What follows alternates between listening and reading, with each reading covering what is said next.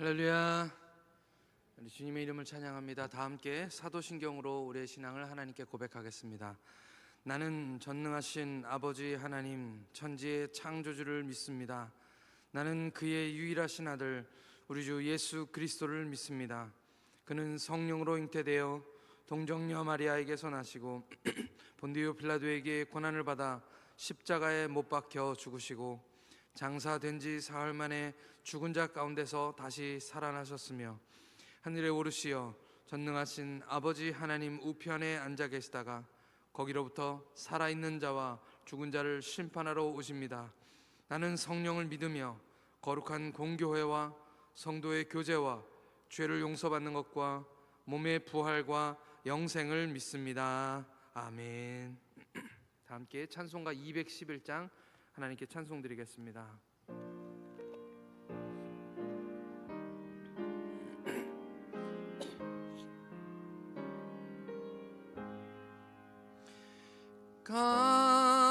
값비싼 향유를 주께 드린 막달라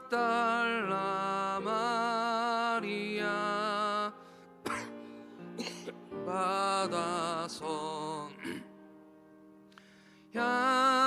향기로운 산제물 주님께 바치리. 사랑의 주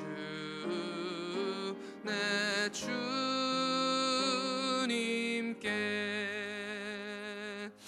연약한 자에게 힘을 주고 어두운 세상에 빛을 비춰 성실과 인내로 내 형제 이끌리. 사랑의 주 내 주님께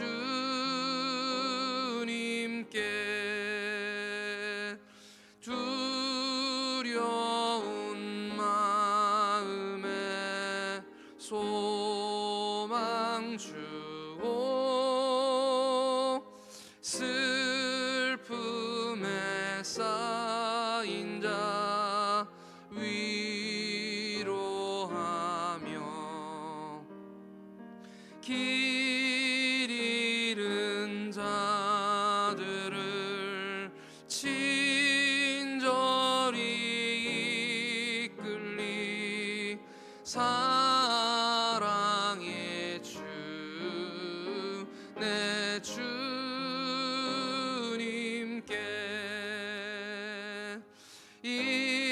인생의 왕운이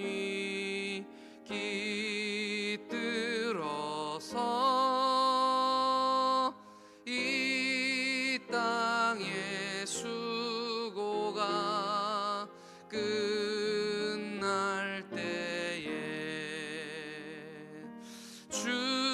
주님을 섬기다 평안히 가리라. 사랑의 주 내 주님께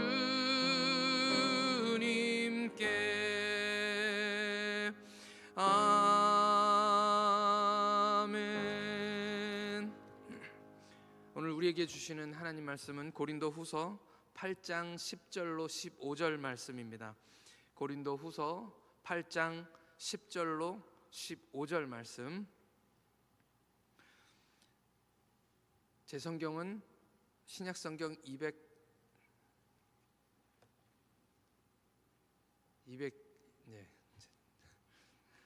고린도후서 8장 10절로 15절 말씀입니다. 함께 찾으셨으면 같이 읽겠습니다. 시작. 이 일에 관하여 나의 뜻을 알리노니 이 일은 너희에게 유익함이라. 너희가 1년 전에 행하기를 먼저 시작한 뿐 아니라 원하기도 하였은즉 이제는 하던 일을 성취할지니 마음에 원하던 것과 같이 완성하되 있는 대로 하라. 할 마음만 있으면 있는 대로 받으실 터이요 없는 것은 받지 아니하시리라. 이는 다른 사람들은 평안하게 하고 너희는 곤고하게 하려는 것이 아니요 균등하게 하려는 것이니 이제 너희의 넉넉한 것으로 그들의 부족한 것을 보충함은 후에 그들의 넉넉한 것으로 너희의 부족한 것을 보충하여 균등하게 하려 함이라. 기록된 것 같이 많이 거둔 자도 남지 아니하였고 적게 거둔 자도 모자라지 아니하였느니라. 아멘. 다 함께 이 시간 다음 세대를 위해서 기도하겠습니다. 하나님께서 이 영혼들을 책임져 주시옵시고 이 험난한 세상 가운데서 건져 주시고 구원해 주시고 보호하여 주시고 하나님께서 이 아이들에게 지혜를 주사 정말 미래를 맡길 수 있는 하나님의 기둥과 같은 일꾼들 되게 해달라고 우리 다음 세대를 위해서 기도하겠습니다. 아버지 하나님, 세상이 점점 더 어두워져 가고 하나님이여 정말 주님을 따르는 사람들이 점점 더 그 마음이 어렵습니다. 하나님께서 긍휼을 베푸셔서 우리 다음 세대에게 하나님이 주신 은혜가 있게 하여 주시옵소서. 이 아이들의 장래를 하나님께서 책임져 주시옵시고 하나님 예수 믿는 것이 얼마나 즐거운 일인지 감사한 일인지 하나님 온 부모 세대로부터 알도록 허락하여 주시옵소서. 하나님 이 세대가 악하여 자꾸만 주님으로부터 멀어지는 그런 모든 문화와 아버지 하나님 공격들이 우리 아이들 가운데 있사오나 하나님 그냥 두지 아니하시고 찾아가시고 성령으로 충만케 하시며 이 아이들에게 하나님의 은혜를 부어주실 줄을 믿습니다. 하나님 주님의 교회로 보호받게 하여 주시옵시고 하나님 주님 앞에 나오는 것이 행복하고 즐거워지게 하나님 인도하여 주옵소서. 매 예배 때마다 주님 주신 은혜로 그 가슴속에 차곡차곡 쌓이게 하여 주시옵시고 하나님 주님의 살 수 있는 주님의 용사들로 하나님께서 준비시켜 주시옵시고 강하고 담대하게 하여 주셔서 이 험난한 세상 가운데서 오는 세대 가운데 하나님의 용사들로 정말 주님이 맡기신 아버지 하나님께서 주신 그 사명들을 감당하는 귀한 자녀들로 하나님께서 채워주시고 인도하여 주옵소서. 하나님 아버지 올해가 마지막 이제 끝나갑니다.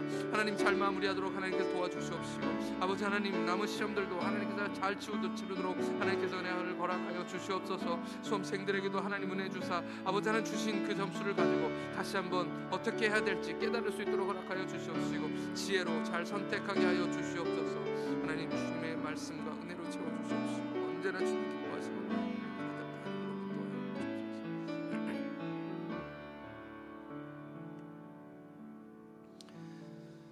하나님 아버지 은혜를 감사합니다.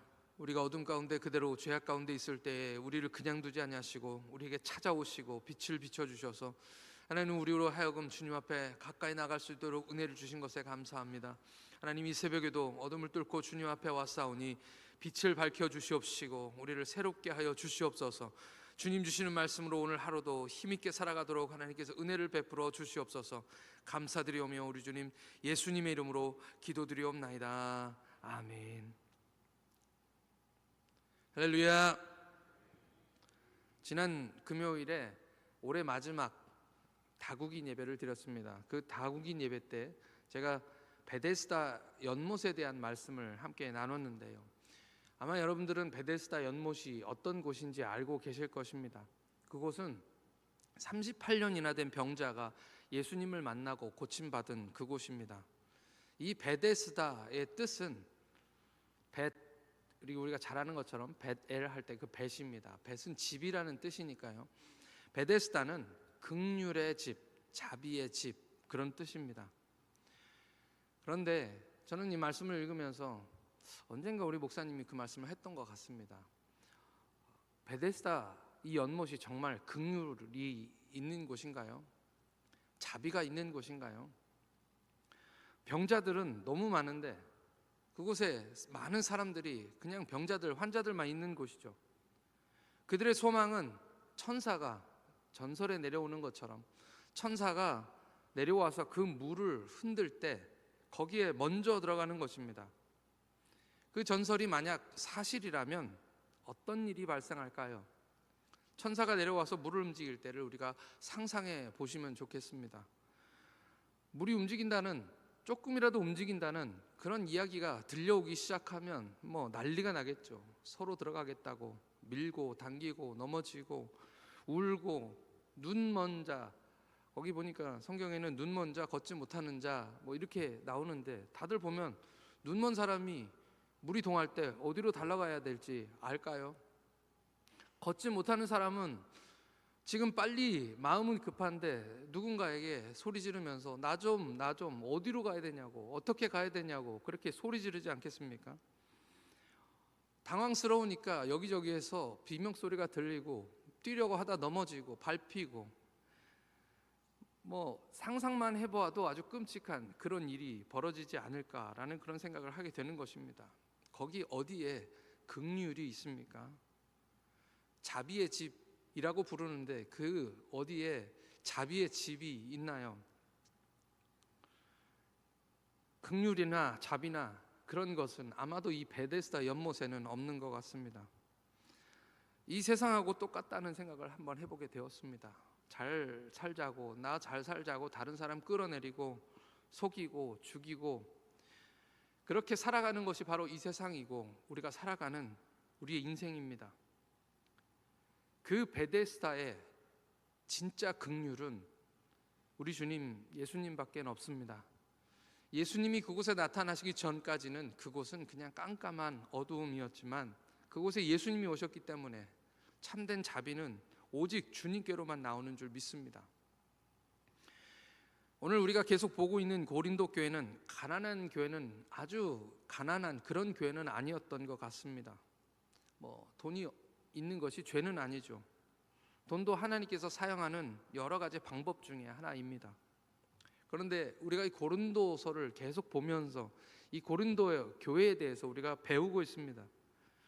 이 교회는 어떤 교회입니까? 당파를 만들어서 서로 싸우고 고소하고 고발하고 교회 안에서 분쟁을 세상 법정으로 가지고 가서 안 믿는 사람들에게, 예수 안 믿는 사람들에게 그리스도인인 형제를 심판해 달라고 호소하고 고소하고, 그것이 이 고린도 교회의 실상이었습니다. 자기의 영적인 능력, 그러니까 은사를 자랑하고 과시하고, 시간만 되면 교회 안에서도 무작위로 일어나서 자기의 은사, 또 하나님 말씀, 내가 받은 말씀이라 하면서 사람들 앞에서 크게 선포하고 그런 것을 좋아했던 그런 교회입니다. 성적으로는 굉장히 타락한 그런 문화가 그대로 들어있어서 부도덕한 일을 벌인 사람이 교회 안에서 중직으로 봉사를 하고 있음에도 그것을 다 같이 알면서도 묵인하고 방조하는 그런 모습이 성경에 기록되어 있습니다. 한마디로 말하면 똑같이 세상과 다르지 않은 그런 이기적인 모습, 그런 모습이 그대로 있는 교회가 바로 고린도 교회였다는 것입니다. 교회는 하나님의 긍휼이 내리는 집이 맞습니다. 죄인이 용서를 받고 하나님의 자비하심을 경험하는 자비의 집이 맞습니다.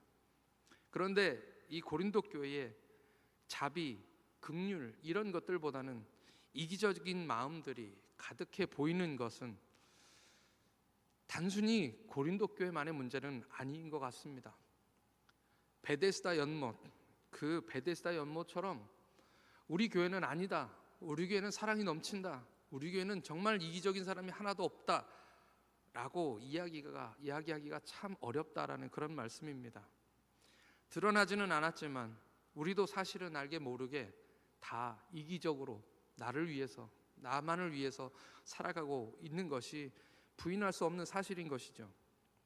아마 오늘 여기에서 천사가 내려와서 베데스다처럼 물을 동하고 한 사람만 들어가야 한다면 저부터가 먼저 들어가려고 하지 않겠습니까? 솔직히 말하면 장담할 수는 없는 것이죠. 그런데 바울은 이런 고린도 교회에 부어주셨던 하나님의 은혜를 기억하고 있습니다.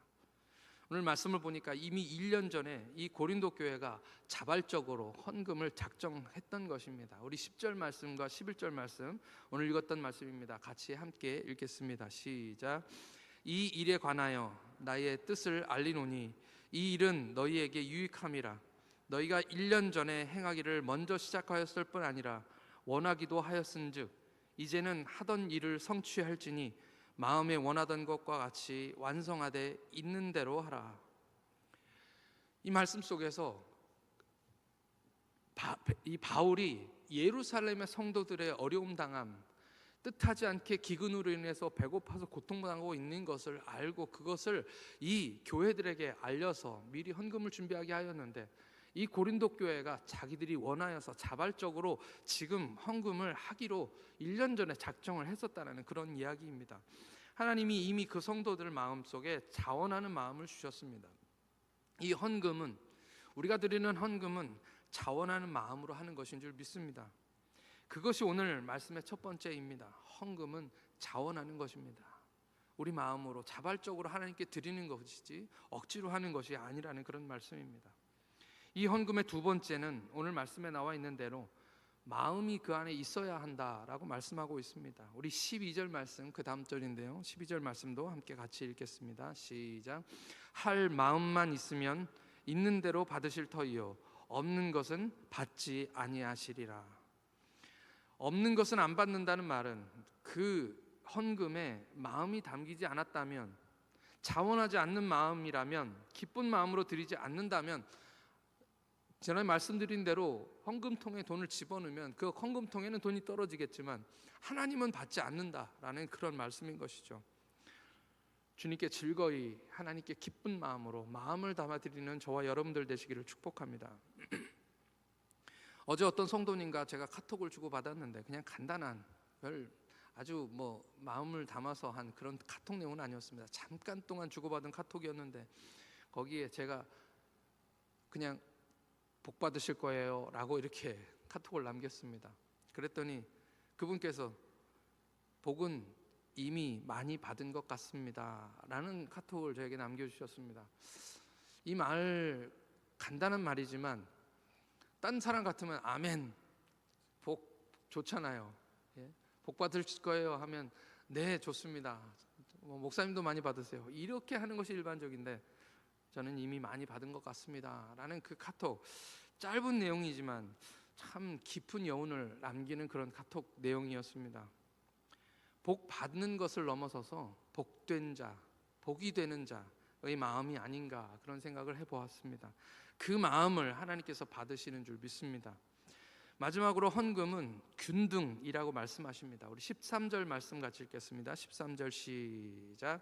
이는 다른 사람들은 평안하게 하고 너희는 곤고하게 하려는 것이 아니요 균등하게 하려 함이니.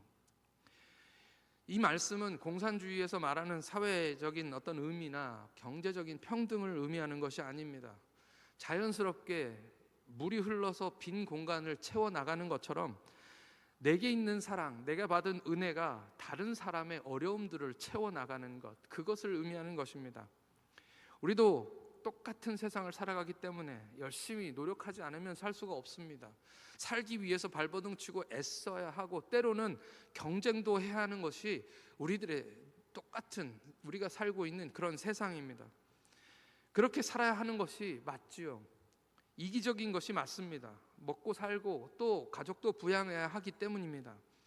그러나 그리스도인들에게는 하나 더 하나님께서 요구하는 것이 있습니다. 똑같은 세상을 살아가며 우리에게 하나 더 요구하시는 것이 있는데 그것이 바로 무엇이냐면 그들의 부족한 것을 보충하라라는 하나님 말씀입니다. 연약한 사람들의 그 부족한 것을 보충하라. 왜입니까? 우리는 세상 사람들이 받지 못한 것을 받은 사람이기 때문입니다. 어떤 것을 받았습니까? 바로 주님의 은혜입니다. 할렐루야. 지난번에 읽었던, 그러니까 오늘 10절부터 말씀을 읽었는데요, 9절 말씀 한번 같이 읽겠습니다. 8장 9절 말씀입니다. 다시 한번 복습하면서 읽겠습니다. 9절 말씀 시작. 우리 주 예수 그리스도의 은혜를 너희가 알거니와 부요하신 이로써 너희를 위하여 가난하게 되심은 그의 가난하심으로 말미암아 너희를 부요하게 하려 하심이라. 아멘. 그러니까 공평한 것입니다. 우리는 많이 받았으니까, 세상 사람들보다 많이 받았으니까 부족한 사람들의 그 부족함을 너희가 보충해 주어야 한다라는 그런 말인 것이죠. 오래전에, 지금은 많이 나이가 들어서 TV에도 안 나오시고 여러 활동들을 잘 안 하시는 분이십니다만은 온몸이 다 틀어진 우리 송명희 시인의 그 가사, 그분이 쓰셨던 찬양 가사, 아무리 들어도 명곡인데 요즘은 많이 안 부르는 것 같습니다. 그 찬양을 여러분들 기억하십니까? 공평하신 하나님이 나 남이 가진 건 나 없으나 공평하신 하나님이 나 남이 없는 것 갖게 하셨네. 하나님의 공평은 이런 거라는 것이죠. 남들이 받지 못한 것, 그것을 내가 받았기 때문에 또 다른 사람이 갖지 못한 것을 내가 흘려보내 주어서 그들을 채워주는 것, 그것이 바로 공평, 하나님 나라의 공평이고 하나님 나라의 균형이라고 우리에게 말씀하여 주시는 것입니다. 그리고 또 뭐를 말씀하시냐면요, 14절과 15절 말씀 같이 읽겠습니다. 14절과 15절 시작. 이제 너희의 넉넉한 것으로 그들의 부족한 것을 보충함은 후에 그들의 넉넉한 것으로 너희의 부족한 것을 보충하여 균등하게 하려 함이라. 기록된 것 같이 많이 거둔 자도 남지 아니하였고 적게 거둔 자도 모자라지 아니하였느니라. 아멘.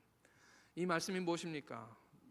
지금은 너희가 넉넉할지는 몰라도 언젠가 너희들도 어려워질 거다. 언젠가 너희들도 힘든 날이 올 거다. 예루살렘에 사는 사람들이 사실 가난하고 싶어서 가난한 것이 아니죠. 전무후무한 그때 당시에 그냥 천재지변입니다. 그냥 기근이 들어가지고 그 일대에 있는 모든 사람들이 다 어려워진 그런 상황인 것이죠. 너희들도 언제 힘들어질지 모르고 언제 도움이 필요할지 모르게 될 것이다 라는, 그러니까 지금은 너희가 그들의 부족함을 채워주고 또 너희가 어려워졌을 때는 그때는 또 누군가의 도움을 받고, 그것이 바로 균형이다, 균등이다 라고 말씀하여 주시는 것입니다. 그들이 갚아주는 것이 아닙니다. 베들레헴에 예루살렘에 사는 사람들이 나중에 내가 빚졌으니까 너희들 어려울 때 내가 갚아줄게 라는 그런 의미도 아닙니다. 누가 갚아주시느냐? 그것은 하늘에 계신 하나님이 갚으신다는 것입니다. 할렐루야. 그것은 하늘의 뜻입니다. 많이 거둔 자도 남지 아니하였고 적게 거둔 자도 모자라지 아니하였다. 우리는 전도자의 지혜를 들을 필요가 있습니다. 전도서 11장 1절에서 2절 말씀을 제가 읽어드리겠습니다. 전도서 11장 1절에서 2절 말씀. 너는 네 떡을 물 위에 던져라. 여러 날 후에 도로 찾으리라. 7에게나 8에게 나누어 줄지어다. 무슨 재앙이 땅에 임할는지 네가 알지 못함이라. 이 말만 들으면 무슨 말인지 잘 모르겠습니다. 그냥 버리는 것 같은 거죠. 네 떡을, 네 음식을, 네 빵을 물 위에 던져라는 것입니다. 무슨 말인지 잘 모르겠습니다. 그런데 여러 날이 되어서 그것을 도로 찾을 것이다. 언제 너에게 재앙이 임할지, 언제 너에게 어려운 일이 당할지 너희가 모르지 않느냐. 그러니까 여러 사람에게 나누어 주어라 라는 그런 말씀인 거죠. 예수님도 네 보물을 하늘에 쌓아두라고 말씀하셨습니다. 물론 이 말씀은 첫 번째 의미는 세상에 없어질 것들을 위해서만 수고하지 말고 너의 구원과 영혼들을 위해서 애쓰라는 말입니다. 그러나 이 천국에 쌓아놓은 보물을 우리가 이 땅에서는 인출해서 쓰지 못하나요? 천국에 가서만 쓸 수 있는 것입니까? 저는 그렇게 생각하지 않습니다. 천국에 쌓아놓은 것은 하나님 앞에 쌓아둔 것입니다. 그곳이 세상에서 가장 안전한 곳이기 때문에, 안전한 그런 창고이고 안전한 은행이기 때문에 우리가 천국에 우리 보물을 쌓아두라고 말씀하시는 것입니다. 절대 없어지지 않습니다. 할렐루야. 분명 우리가 필요할 때에 하나님께서 그것을 가지고 우리를 채워주신다라고 말씀하는 것이죠. 가만히 생각해 보면 이 균형, 균등, 이 말씀 참 은혜롭습니다. 모든 사람이 행복해지는 거죠. 은혜로 우리에게 채워주시고 미래에 필요한 것도 하나님께서 채워주시고 지금 당장은 긍휼이 필요하고 자비가 필요한 사람들을 채워주시는 것, 그것이 바로 하나님의 은혜이고 오늘 우리가 드리는 이 헌금이라는 것이죠. 그것이 천국이고 그것이 하나님의 나라고 그것이 바로 교회다라고 말씀해 주시는 것입니다. 이제 말씀을 마치겠습니다. 사랑하는 성도 여러분, 기쁜 마음으로 우리 시작한 것을 마치시는 저와 여러분들 되시기를 축복합니다. 자원하는 마음으로, 감사하는 마음으로 드릴 때 우리 마음은 진정한 베데스다가 되고 우리 교회는 자비와 긍휼의 집이 될 줄 믿습니다. 이 시간 함께 다 같이 기도하겠습니다. 오늘 우리가 받은 것은 무엇입니까? 은혜를 기억하라고 우리 바울이 얘기하고 있습니다. 하나님 아버지, 우리 받은 것이 너무 많사오니 주님께 드릴 때 아까워하지 않게 하여 주시고 드릴 때 채워짐을 경험하게 하여 주옵소서.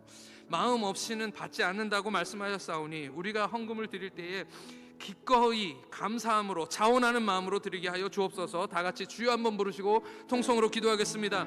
주여! 하나님 아버지 은혜를 감사합니다. 오늘 우리에게 주신 것은 다 하나님이 주신 것입니다. 내 생명도 하나님이 주셨고 다시 한번 구원받는 것도 하나님의 은혜임을 하나님 고백합니다.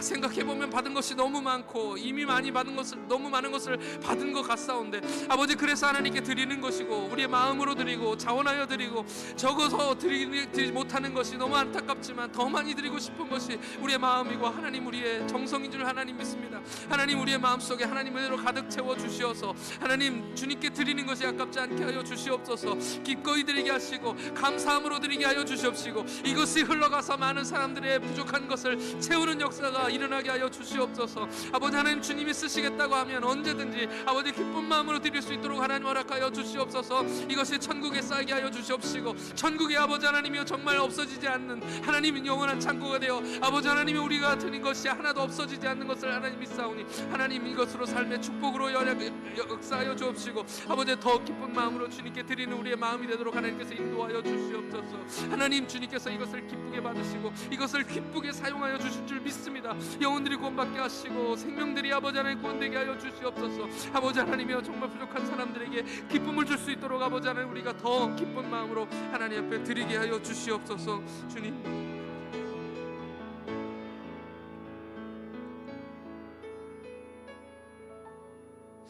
하나님 아버지, 주시는 은혜와 사랑에 감사와 찬양을 올려드립니다. 주신 은혜가 너무 감사해서 주님께 아낌없이 드립니다. 아무리 드려도 부족함이 없는 은혜가 우리 삶에 넘치게 하여 주시옵소서. 많이 드리는 것이 좋은 것이 아니라 마음으로 드리는 것이 중요하오니 진정 사랑으로, 마음으로, 감사하는 마음으로 드리게 하여 주시옵소서. 우리가 드린 것으로 다른 이의 부족함을 채우는 것이 하나님 나라의 뜻이라 하였사오니 우리의 드림이 연약한 사람들에게 흘러가게 하여 주시고 생명을 살리게 하여 주시옵시고 영혼을 구원하게 하여 주시옵소서. 언젠가 우리가 물 위에 던진 떡이 우리의 어려울 때 힘이 될 줄 믿습니다.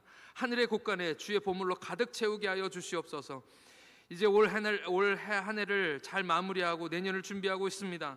주님의 지혜를 허락하셔서 하나하나 꼼꼼하게 잘 주님을 위해서 마무리하고 또 잘 준비하게 하여 주시옵소서.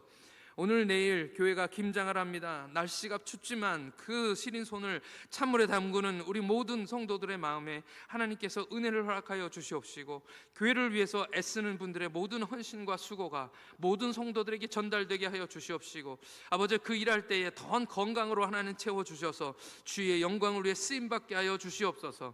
오늘도 감사드리오며 우리 주 예수 그리스도의 이름으로 기도드리옵나이다. 아멘.